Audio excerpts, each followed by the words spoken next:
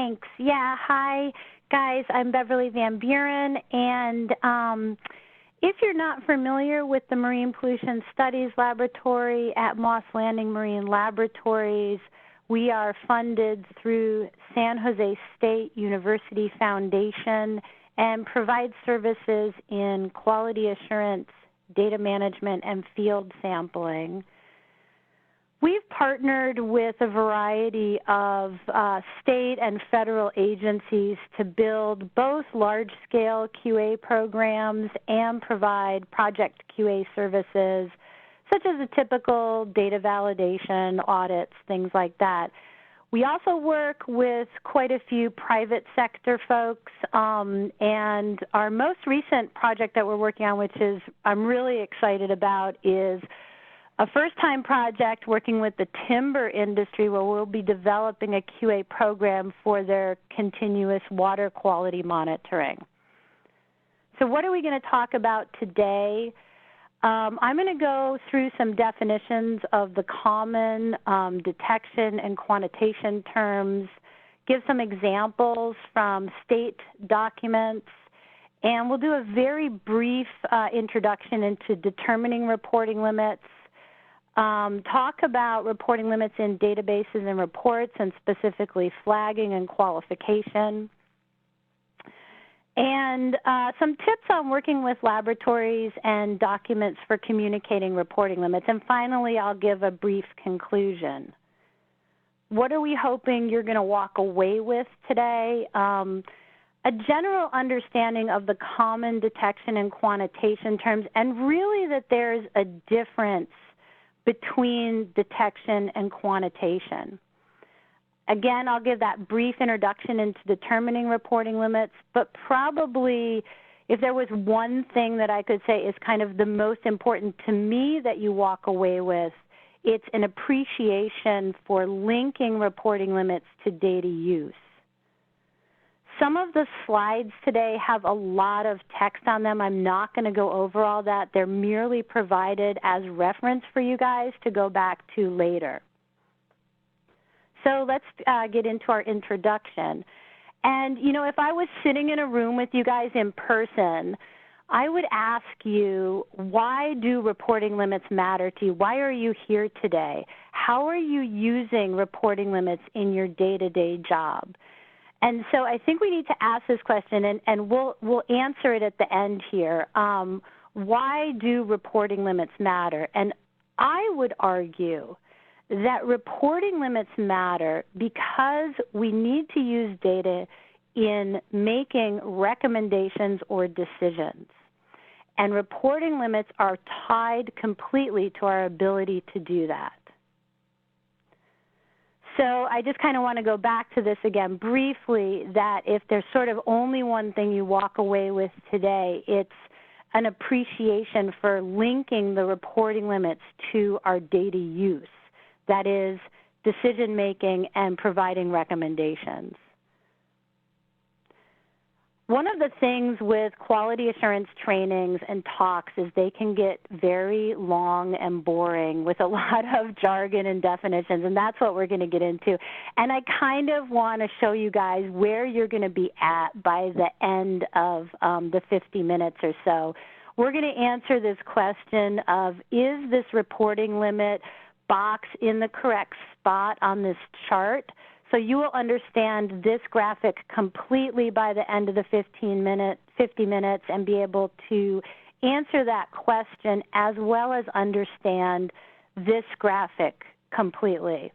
So hang in there during the boring definitions section, which is what we're going to actually jump into right now. So we're going to work our way up in concentration with definitions, and we're going to start with the term method detection limit.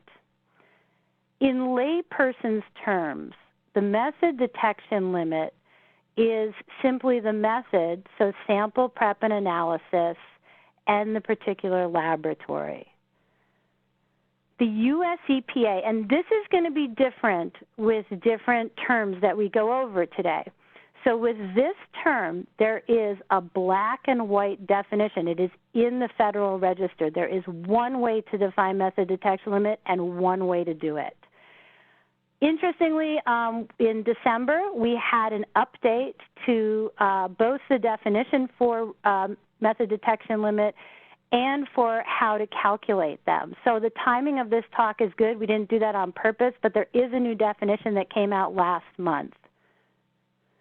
This is just a screen capture of that document, which came out in December 2016, so last month, of the new procedure for determining method detection limits. So some of the things that are changes, and these are all improvements on the existing method. The most important improvement in my mind is that now the process takes into account background contamination. So the method detection limit process, as required by US EPA, is now going to take into account and reduce false positives due to blank bias.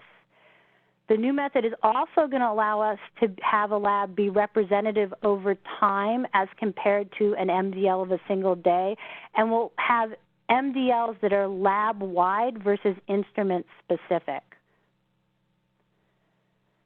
So what do we want to come away with today from this? What I want you guys to come out of this today with is knowing that there is a US EPA definition. It is in the Federal Register, and it is very prescriptive. It tells us exactly how to analyze for and calculate the method detection limits. So again, there is literally one way to do this, and it's very black and white. Another thing that we need to take away is that when we're talking about the method detection limit, this is the lowest level a signal is produced. So at this point, we're just getting a signal that is detected. If we move up in concentration from that lowest signal produced and a signal detected, we get to minimum level. Like the method detection limit, the minimum level has a US EPA definition. So in layperson's terms, it's essentially the method plus the method detection limit as determined by the laboratory following that prescriptive US EPA process, and then a factor, and the factor is 3.18. The minimum level also corresponds to the lowest point on the calibration curve.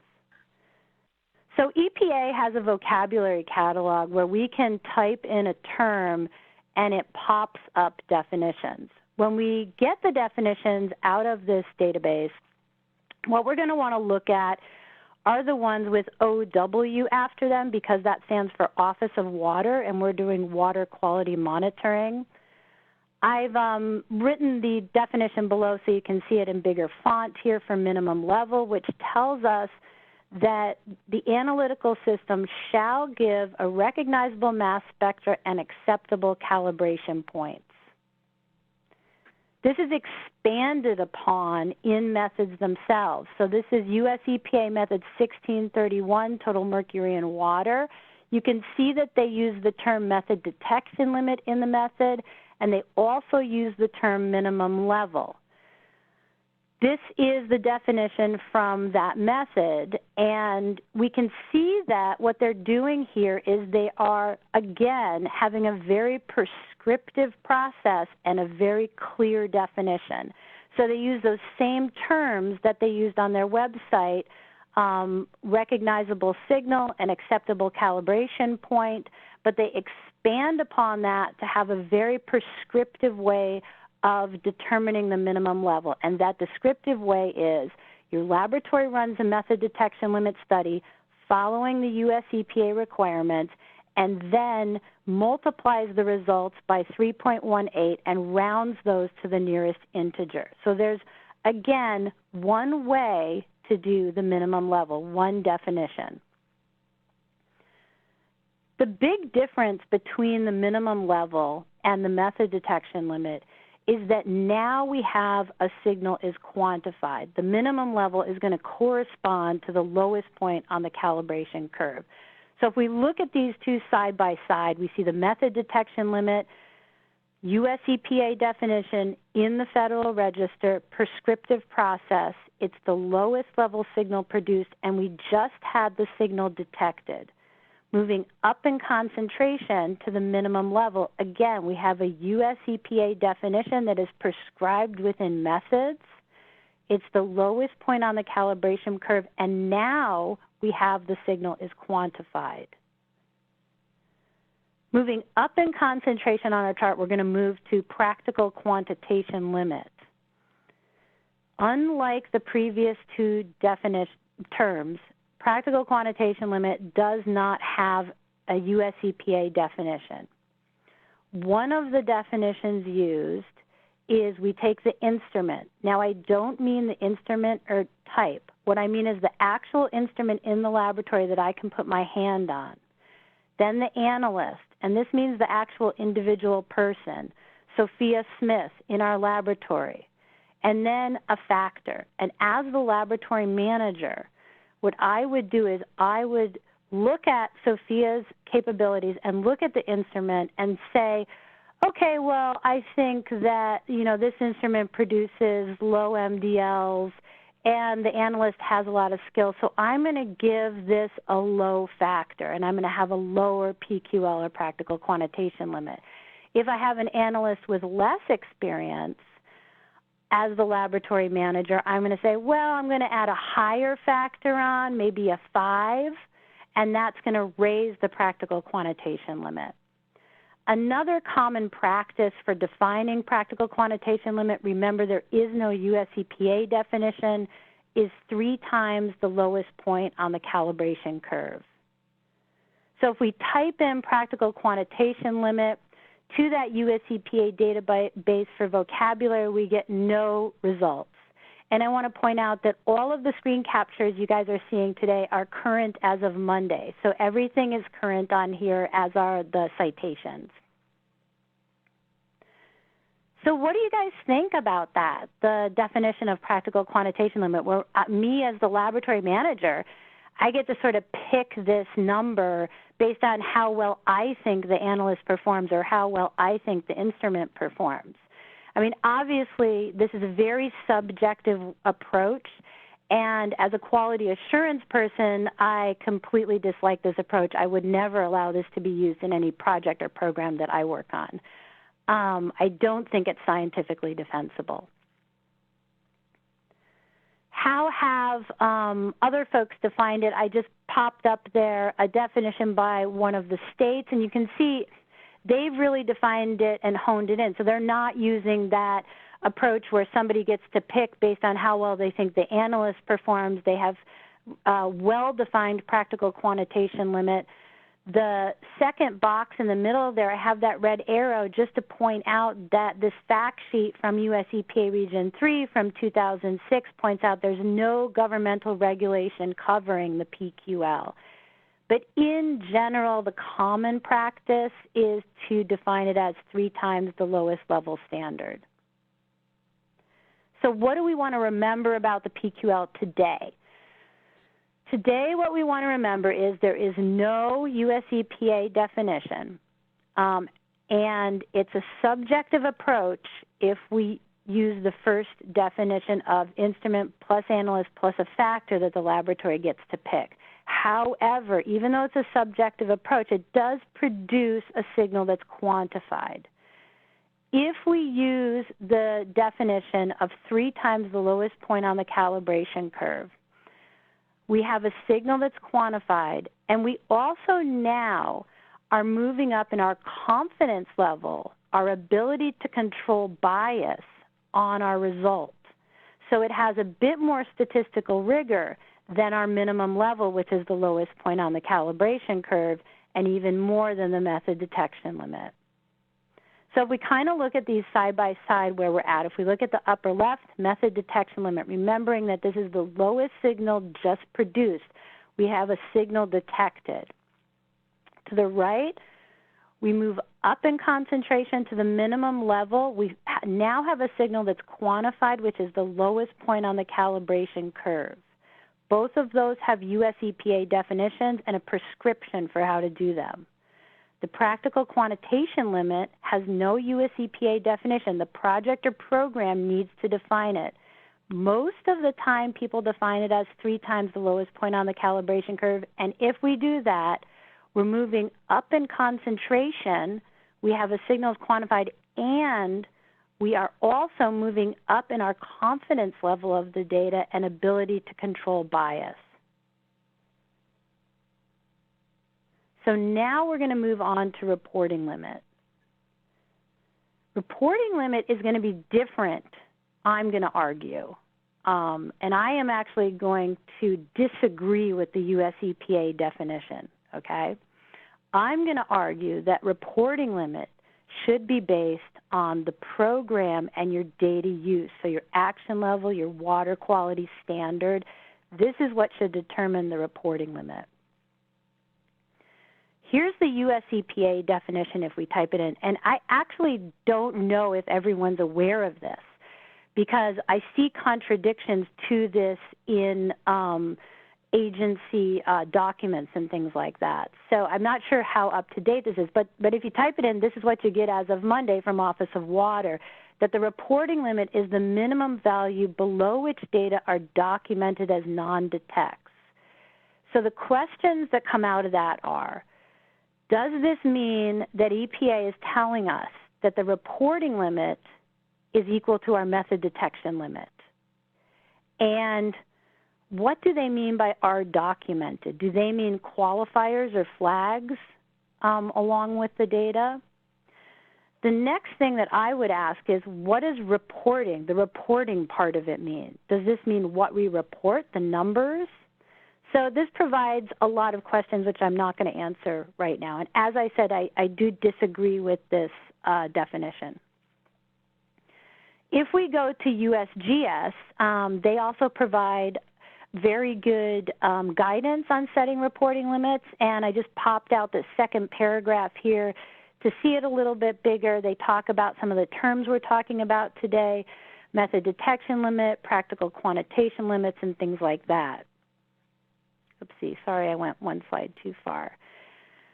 Where did this all start? Well, until this paper came out in 1968, there wasn't a lot of statistical evidence surrounding the control of bias around detection and quantification. And so Lloyd Curry wrote a paper in 1968, which is the basis of what is used now by every agency internationally for detection and quantification. And he used statistical theory and hypothesis testing to come up with this. So you guys can download this paper if you want to read it. It's very statistically heavy. If you want the Cliff Notes version of this paper, NIST provides a really nice 2-pager, which I would also recommend reading. I think this 2-pager should be required reading for anyone dealing with reporting limits and detection limits. So I put the link on there so you can download that as well. One thing I want to touch on, and I'm not going to go into detail on this, but I do want to touch on it. Curry also wrote a paper in 1998. And in this paper, he introduced this idea, and you can see the red arrow over there to the right. The recommendation is to always. Notice that he puts always in italics. So he really means this. Always report both the estimated value of the measured quantity and its uncertainty even, and notice the term even is also in italics, even when the results are non-detect. So are we doing this? Are we reporting numbers below the detection limit? Most of the time in water quality monitoring, we're definitely not doing that. And a lot of times we're not reporting numbers even between the detection limit and the minimum level. If you want to have more information on this, I'm not going to go into it today. This is a statistics talk that is fantastic. It's you can watch it on YouTube on the National Water Quality Monitoring Council's YouTube site. And in this talk, one of the first slides that Dr. Helsel brings up is that non-detects are real data. So just some food for thought, guys. I recommend listening to that and kind of pulling down some of those papers and reading those to determine whether you think your project and program is handling those sample results correctly. So back to reporting limits. Gee, there are so many definitions for reporting limits. I feel like maybe nobody knows about that U.S. EPA definition, that talked about the reporting limit being at the MDL. There's so many. I could have literally put 100 different definitions up here for reporting limit. So because there are so many different definitions, reporting limit as a term is kind of like if I say pizza to you. I mean, what do you think if I say pizza, right? I mean, that could mean getting Domino's pizza delivered, or I could walk around the corner to the artisan pizza shop with a wood-fired stove and farm-to-table ingredients. So they're very different things, and really reporting limit is the same. So it's critical that you as a project or your program must have a written definition for the term reporting limit. So going back to this, really the reporting limit should be based on the data use and have a clear relationship to our water quality standards. The reason that reporting limits matter is because ultimately we need to use the data to make recommendations or decisions. So I like to see a clear line between the reporting limit and our ultimate data use. To me, the reporting limit is very different from these other three terms because of this one component. So the method detection limit, the minimum level, and the practical quantitation limit are always going to be dependent on the method. You can only get the MDL down so low. So they're going to be dependent on the method. The numerical value of those is always going to depend on the method, whereas the reporting limit should be based and dependent on our data use. It should be derived from how do we need to use the data in a decision. In general, most people define the reporting limit. When somebody says reporting limit to you, in general, most people think of it as the signal is quantified. Now, this is completely different than that US EPA Office of Water definition that we saw. That said non-detect. It didn't say not quantified or below the quantification limit. It said non-detect. But I would say that most people use it to mean quantified. So if we look at our components here, again, we have the top left, the method detection limit, which is what we started with, the lowest in concentration, where we just had the signal produced. The signal was detected. If we move over to the right, the minimum level, we saw that the signal now, it's the lowest point on the calibration curve, so now the signal is actually quantified. And remember, both of those terms have US EPA definitions. It's black and white. They also have very prescriptive processes for how to determine those. So there is not two ways to do a method detection limit or a minimum level. Practical quantitation limit we saw has a variety of different definitions. Some of them are very subjective in their approach. If we define it as 3 times the lowest point on the calibration curve, we saw that the signal was quantified. With a higher confidence level, we're able to control the bias more than the minimum level. I'm not going to argue that we always want that, and we'll talk about that in a minute, but I do want to make that point. Reporting limit. Remember, this is pizza. It could fall in anywhere here. It's not defined. If we define it following that Office of Water definition, it would fall all the way back to method detection limit. But in general, how do we use it in conversation when we're in meetings, when we're talking to labs? How do most people use it? They use it meaning the signal is quantified. So I wanted to pop up just a couple other terms, LOD, limit of detection, and LOQ, limit of quantification, because there are a lot of terms around detection and quantification.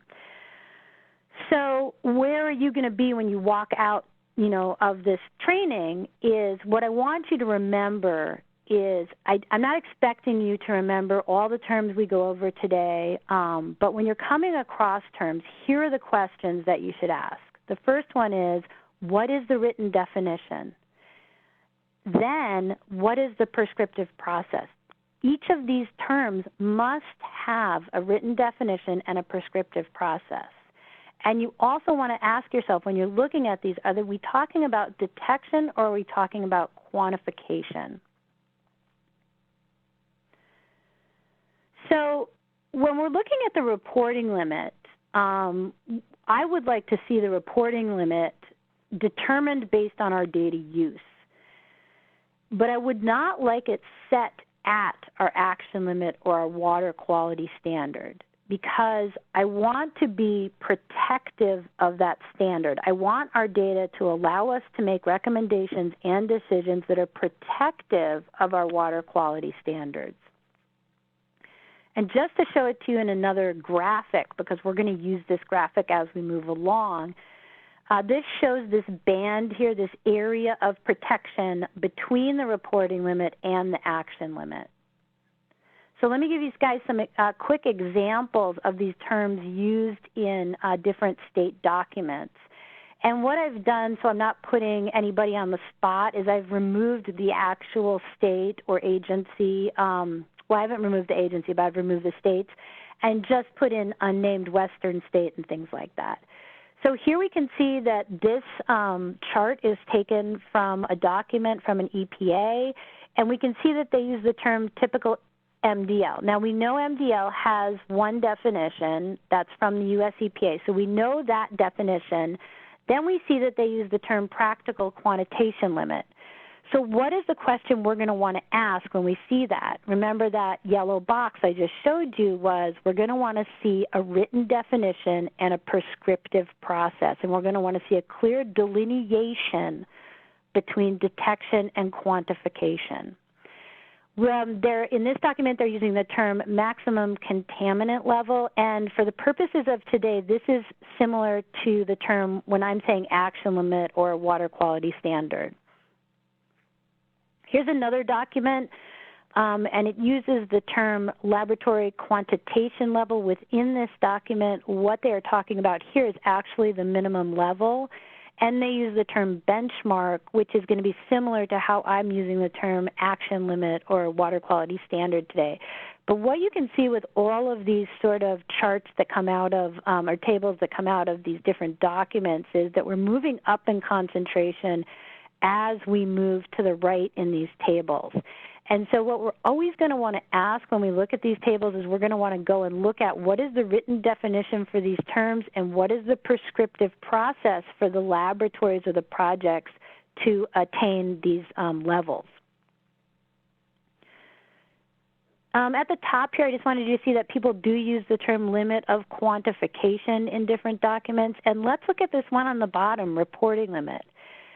So this is actually an up-to-date taken from a document up to date as of last week from a DEP in one of our northeastern states. And they're defining reporting limit and using reporting limit within that program. And they're defining it as the lowest standard or the lowest concentration standard. So we know from earlier in the talk that that means they're talking about the minimum level, the lowest concentration, lowest standard on that calibration curve.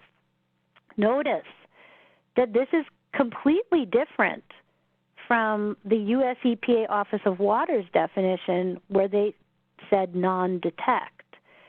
So this just speaks to my point that I don't think people are aware of that definition coming out of U.S. EPA, and there are others besides me who disagree with that definition. So let's get into now actually determining reporting limits. And of course I'm going to go back to harping on this point that we start with our data use. So the first thing we're going to want to ask ourselves is, how is the data that we're producing going to be used either by us or by the agency that we're producing the data for? And, you know, this could be in relationship to water quality standards, assessment thresholds, TMDLs, regulatory context. There's other uses. And the reason I want to make that point is because, for example, in California, if we're doing regulatory work in California, the need of our reporting limit is going to be higher than the need of a toxicologist. When we're looking at pesticides, for example, in California, say you're a toxicologist, a lot of the toxicologists, and I just had a meeting about this yesterday, as a matter of fact, need to have a reporting limit actually at the method detection limit. And actually, in many cases, the state-of-the-art methods that we have available don't even go as low as the toxicologists would like to see for pesticides. So if you're a toxicologist working with pesticides, you're going to need a much lower reporting limit than maybe we need in a regulatory context. Or what about listing and delisting 303D lists? How low is our reporting limit going to need to be for those? So you can see that what we want to start with is the data use. How are we going to be using the data and determine our reporting limit based on that? So labs are great resources for information to talk about reporting limits with. Other resources are look at other states, look at other projects, look at other programs. What have they done who are doing similar work to you? One thing that's really vital to remember is you cannot set the reporting limit below the lowest level of state-of-the-art analytical capabilities. And I know we want to a lot of times, because a lot of times the analytical methods just aren't getting as low as we'd like to see, but we have to remember that the reporting limit needs to be above that. Another thing I want to talk about is a cost benefit. So you can take trainings from statisticians about the pluses and minuses of characterizing a water body using more samples versus a low detection limit. And sometimes we actually can have a higher confidence in the data and answer our questions better if we have more samples and a higher detection limit. And sometimes we need that lower detection limit. So we want to think about the costs and what type of sampling we need to do to be representative of our watershed, our water body, our site, whatever it is that we're sampling. So for today's exercise, what I'm going to use is the California Toxics Rule, and I use that because this provides me with numeric water quality criteria, and I can go through this exercise pretty quickly with you guys and kind of show you sort of from a 10,000 or maybe 32,000 foot view how to establish reporting limits. So the California Toxics Rule values can be used as guidance for setting action limits and reporting limits that are protective, and that's important, right, of human health and aquatic life. So this is the bird's eye view of how we're going to determine reporting limits, and there's two things I want to point out here is that one of them is that the reporting limit is established before you look at the methods. So you don't pick your reporting limit based on what the lab that you've worked with for the last 10 years gets. You base it on the data use. You pick your reporting limit first. Then you're going to check your methods. The methods, and then this is a back and forth between after checking the methods and establishing the reporting limit. And we're going to go through this now to describe this in detail. So we're going to select our parameter, and we're going to use for today total mercury in water. And we're using the California Toxics Rule. And the California Toxics Rule for total mercury in water is 0.05 micrograms per liter. So now we're going to establish our reporting limit because we're working off of our data use, our water quality standard, or action limit. So we have our action limit here. Now we need to establish our reporting limit. We're going to want to be protective of the standard. So we're going to determine to establish our reporting limit at 10 times less than our action limit. And this gives us that band of protection of the standard. So now that we've established our reporting limit, next we need to check methods. We're going to go to the National Environmental Methods Index, or NEMI, and type in our analyte, mercury. And that's going to pop up a table with our choice of different methods. I put our reporting limit up at the top there that we've established, and the first thing I want to point out is we can already see we're looking at apples to oranges.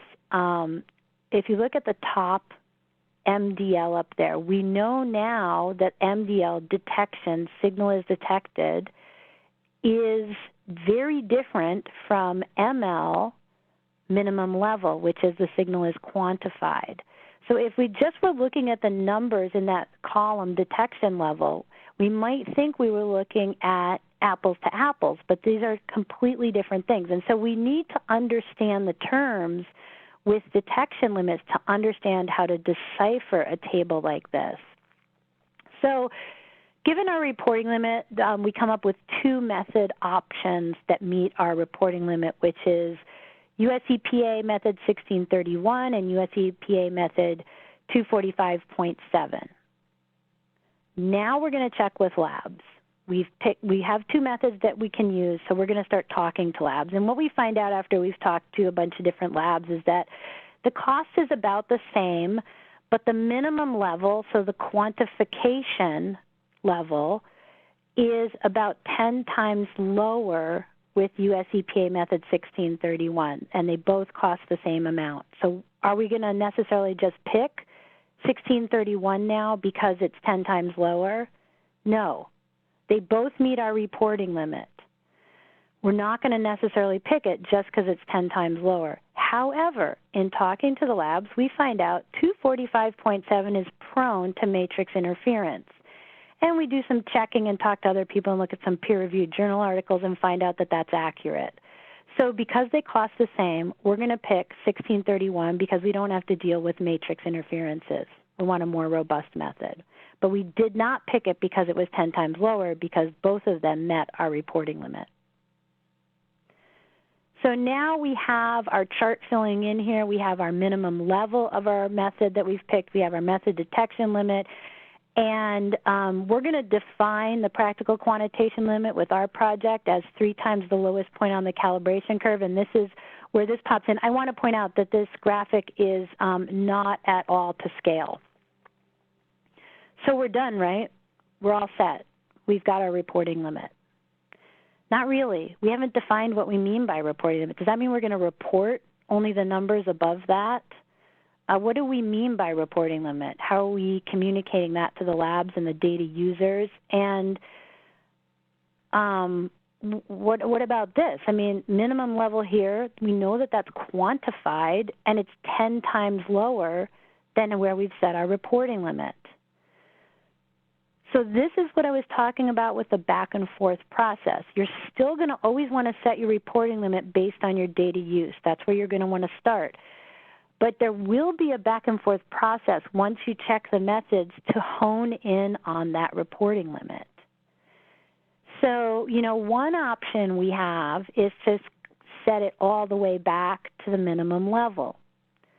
Another option we have is to set it to the practical quantitation limit. What are some other options? Well, if we are toxicologists, we very well may want to set it back to the method detection limit. But what about that paper from Curry where he talked about, reporting the data below the method detection limit even? Do we want to set it all the way back to 0? So how are we going to answer that? And the way we're going to answer that is we're going to look at our data use. So if we are in a regulatory context, we do not need to set it all the way back to the method detection limit, and that probably would be a mistake. If we are a toxicologist, we are going to want to set it all the way back to the method detection limit. So it's really going to go into our data use, and there's we could go through 20 different, and that would be like a next level training to actually go through different real life scenarios of these different disciplines and things like that and set it at that. But as you can see, we need to go through this back and forth, and where we've set it originally was too high. So for our project, we're going to set it at the practical quantitation limit, which you can see still allows a good protection of the standard. So now let's talk about using reporting limits in databases and reports. There's some terms that are important to be aware of. Non-detect. This is when the sample result is less than the method detection limit. So some of those numbers that I was talking about with the Curry paper, less than the detection limit, non-detect. And then we also sometimes have results that are between the method detection limit and the minimum level. And so these are generally called detected but not quantified. So looking at our chart, where do these fall in? So below the method detection limit, we have non-detect. Between the method detection limit and the minimum level, so between the method detection limit and the first level of quantification, we have detected but not quantified. Above the minimum level, we have quantified. And above the practical quantitation limit, if we define it as 3 times the lowest point on the calibration curve, we get quantified with more confidence in the data. We're able to control bias more. So when we're very close, when we're very, very low in concentration on a sample result, or we're very, very high, we don't have a lot of confidence in the data. I'm not saying that that data is not usable at all. The data is still highly usable in many instances. Remember, we just talked about toxicologists needing to use that data. But the confidence level, the ability to control bias is not as great as it is when you move into more the mid-range zone of the analytical method. So where do we look for generally for how to deal with these samples that are the non-detect and the detected but not quantified?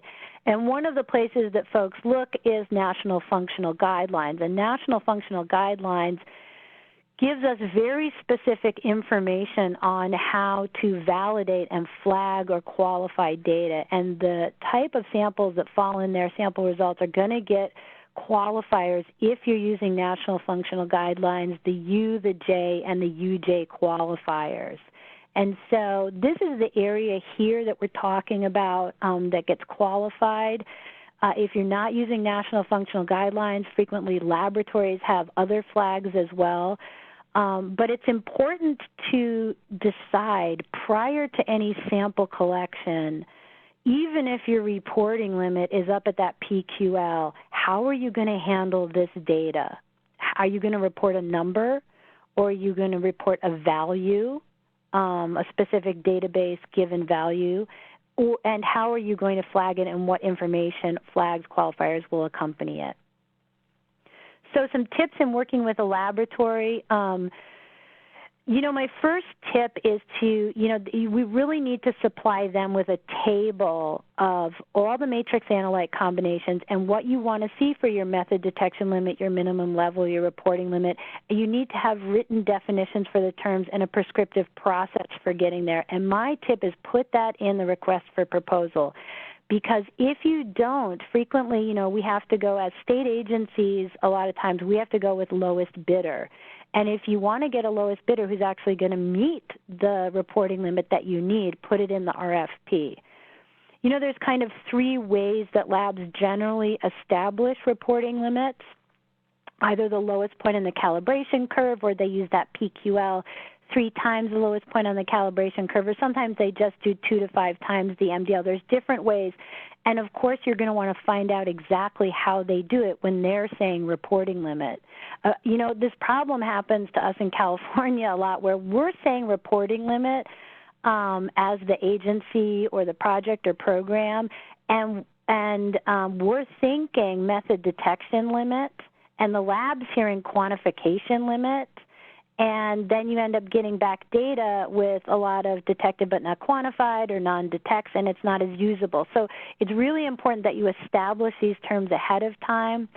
A couple of things that's very important. ask the lab how they handled dilutions. Dilutions are going to raise your method detection limit and your sensitivity. You also need to ask, before any sampling happens, how are results reported, especially those results that are non-detect and detected but not quantified. You need to know, is the lab going to report a number for those? Are they just going to report a value? Are they just going to report a flag? How are they going to handle that? And you want to make sure that the way that they're handling it is not how they want to handle it. It's how you need it handled to answer the questions for your project. So if you're a toxicologist and the lab says, I'm not going to report a number for the detected but not quantified because I don't have a lot of confidence in that number, you need to really push them to get that number. And they can accompany it with a data flag. So I just want to give one more plug for don't allow reporting limit to be like pizza, in your project or program. Define it so the laboratory knows exactly what you're talking about. Some documents for communicating reporting limits. Requests for proposal. This is the perfect place to put them in, and they definitely should be in here in tables and very clear language. Have your QA staff review every request for proposal. Have them draft up the tables for you. Really important. I know, I'm a big proponent of QA project plans. I write a lot of QA project plans. I review a lot of QA project plans. But really, the one place everyone looks, the contract. Everyone looks at pays attention to the contract. Not everybody pays attention to a QA project plan, a QA manual, or anything else. And, QA project plans can be so big that some of the details get lost in them. But what I find, for the last 5 or 6 years, I put everything in the contract. Those tables that are in the RFP should go in the contract as well because that gets paid attention to.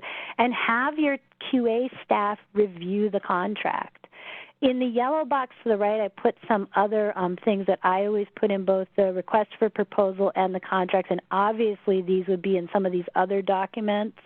One of the important things also is going to be going back to that, how you handle the non-detects and the detected but not quantified samples. So let's get into our conclusion here. We asked that question of why do reporting limits matter, and I kind of wonder if your take on that would be any different now than it was, 50 minutes ago or so. We also asked the question of, is the reporting limit in this graphic in the correct spot? This is a graphic I do from a different talk, but I want to show it to you guys because I want you guys to look at those 3 top boxes: transparent, accountable, and scientifically defensible. And I think that we all want, as agencies, we all want our programs to have these 3 core components. And for developing projects, when we work on a project, we all want to have these 3 core components. The problem is we do not measure our success in these areas. And so most of the time, you would not be able to tell me using objective evidence whether your project or your program out of your agency is actually scientifically defensible. And this is what we're doing with quality assurance now, is developing these measurable metrics that measure success in these 3 key areas. And the reason I'm bringing this up is because one of the things that I look at, one of the components that I'm going to look at when I'm assessing whether your project or program has accountability and scientific defensibility is how you've handled reporting limits. So do you have a clear line between the reporting limit and data use, or did you just pick a reporting limit based on that same lab you've always worked with for the last 3 years? Is your reporting limit firmly rooted in protecting your water quality standard, and how did you come up with it?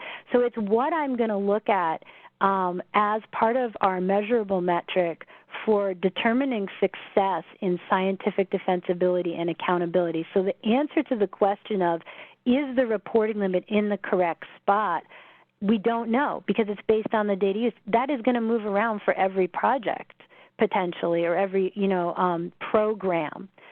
So again, if I'm that toxicologist, that reporting limit's going to fall all the way down to method detection limit. If I'm in a regulatory context, it's going to probably bump up to minimum level or probably up to the practical quantitation limit.